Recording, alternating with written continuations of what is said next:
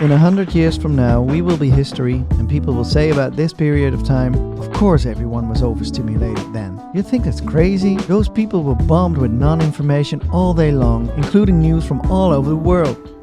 All that information that we all have to find a place for in our heads. It's too much for a normal human brain. That is what my series Headspace is about.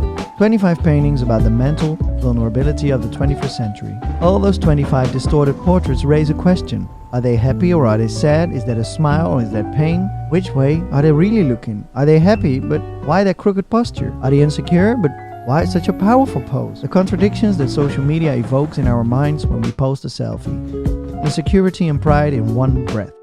The zeitgeist is the way the majority of us act and think today. So what most of us experience as normal. Our phone has become an extension of our brain. What are we without it? I predict that the amount of information will become a problem for the next generations if we do not learn to deal with it more consciously. I have not watched the news for over a year and only read the headlines of the news to stay informed, because I cannot handle more.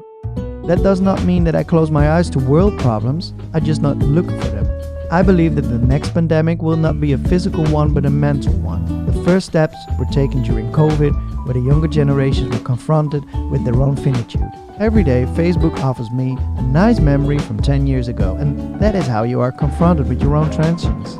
Just scroll, and in a few seconds I'm 5 years back in time and I see that I have really grown older. The transitions of life is visible every day, and that does something to a person, especially to younger generations. And it makes us do our utmost to make something of life today.